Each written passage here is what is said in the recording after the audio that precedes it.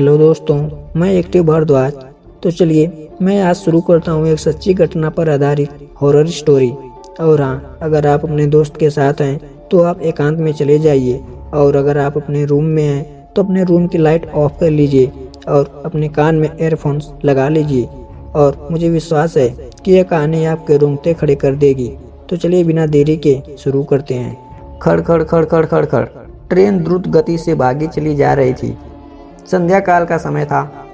तेज बारिश और बीच बीच में बिजली की चमक वातानुकूलित कोच की खिड़कियों से अपनी उपस्थिति दर्ज करा रहा था।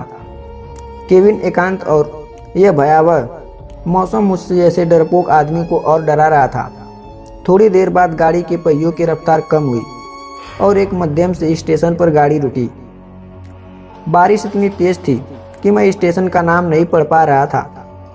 मैं अपने केबिन में अकेला था और उस उड़ेन बाजू में था कि कोई सहयात्री आए जिससे वार्तालाप करते करते आगे का रास्ता आसानी से काटा जा सके। और एक अंदरूनी भय जो मेरे अंदर जागृत हो चुका था, उससे मुझे निजात मिल सके। तभी किसी ने केबिन का दरवाजा खटखटाया और एक शांत सा दिखने वाला व्यक्ति केबिन के अंदर दाखिल हुआ।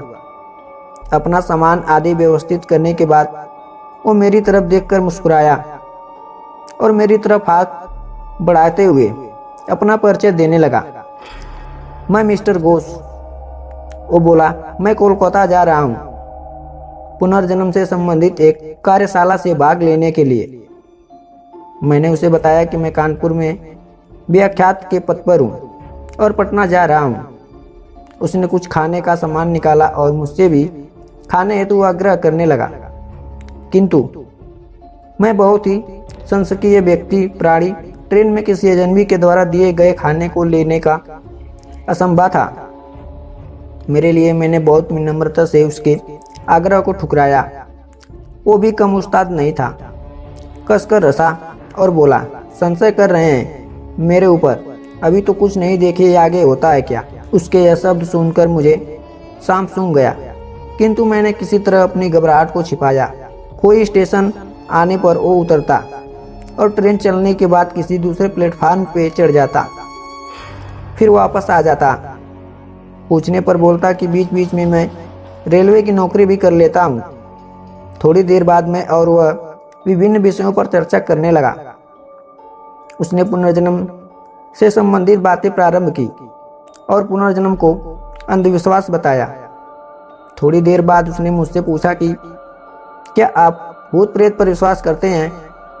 मैंने कहा, बिल्कुल। वो जोर से हंसा और बोला, यह सब बकवास है। मुझे भूत प्रेत पर विश्वास था, किंतु वो भूतों के अस्तित्व को नकारता रहा। रात अपने यौवन पर पहुंच चुकी थी। चर्चा उपरांत में वातानुकूलित प्रथम श्रेणी के कक्ष में सोने का प्रयास कर रहा था। अचानक मुझे ऐसा अनुभव हुआ कि कोई मेरे गले पर गर्म अंगार रख रहा है। मैं हड़बड़ाकर उठ गया और देखा तो कहीं कोई नहीं। मेरे अलावा उस कक्ष में मेरा वह सहपाठी, वह सहयात्री था जो सामने की बर्थ पर लेटा घोड़े बेचकर सो रहा था।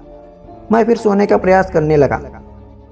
अभी आंख ही लगी थी कि मुझे अपने पेट पर बहुत तेज दबाव और हंसने की तेजी आवाज सुनाई दी।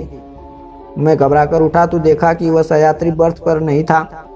लगभग 1-2 मिनट बाद वो आया और बोला, जनाब सोए नहीं? मैंने अपनी घबराहट रोकते हुए उससे कहा, अभी नींद नहीं आ रही है। और मैंने अपने बैग से एक मैगनीज निकाली और पढ़ने का नाटक करने लगा। सहयात्री भी बर्थ पर लेट गया और कुछ देर में उसके खर्राटे केबिन में गूंजने लगे। मैं भी थोड़ा निश्चिंत हुआ और बर्थ पर आंख बंद कर लेट गया। ट्रेन कभी धीमी होती तो कभी रफ्तार पकड़ लेती थी, लेकिन मेरे दिल ने अब तेज रफ्तार ही पकड़ रखी थी। भय और घबराहट के कारण लघु शंका की इच्छा अपने आप जीवित हो जाती थी और मैं टॉयलेट की तरफ मुड़ जैसे ही मैंने टॉयलेट का दरवाजा खोला तो वह सहयात्री मुझे अंदर दिखा और मैं चिल्लाते हुए अपनी बर्थ की ओर भागा। देखा तो वह सहयात्री इम्तिनान से अपनी बर्थ पर सो रहा था। मैंने घबराहट में उसे जगाया।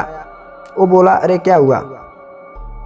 इतना मासूम लग रहा था, वो जैसे कुछ जानता ही न हो। मैंने कहा, आप यहाँ भी हो और वहाँ टॉयलेट में भी। वो कुटिलता से हंसा और बोला, मैं कितने रूप कहीं पर भी रह सकता हूँ। घबराहट के मारे मैं पसीने से तरतर बेहतर हो चुका था। बिल्कुल निर्जीव सा खड़ा था। उसके सामने वो बोला, तुम्हें भूत पर विश्वास नहीं था ना? तुम्हें विश्वास का प्रमाण देने हेतु तुम्हारे जैसे लोगों के कारण हम भूत पिशाच लोगों का अस्तित्व नहीं है। इतना कहकर वो मेरी आंखों से गायब हो गया। मैं डर के मारे आंवक और निर्जीव सा अपनी बर्थ पर बैठ गया। तभी केबिन के अंदर टिकट निरीक्षक आया। उसका चेहरा देखकर मुझे बेहोशी छाने लगी, क्योंकि वह यही सहयात्री था। मेरा वो टिकट चेक कर मुस्कुराता हुआ चला गया। तो दोस्तों, यह छोटी सी स्टोरी से आपको क्या सीख मिलती है? और यह अगर आपको छोटी सी स्टोरी पसंद आई हो, और मेरा मानना है जैसे भगवान होते हैं, जैसे आप सब श्रद्धा पूजा पाठ करते हैं, वैसे भूत प्रेत और नेगेटिव चीज़ें भी होती हैं। तो आप सब इस चीज़ को मजाक में न लें। और यह कहानी आपको यह जानकारी पसंद आई हो तो वीडियो को लाइक, चैनल को सब्सक्राइब जरूर करें। तो चलिए ऐसी कहानी के साथ मिलते हैं नेक्स्ट वीडियो में। तब तक के लिए धन्यवाद।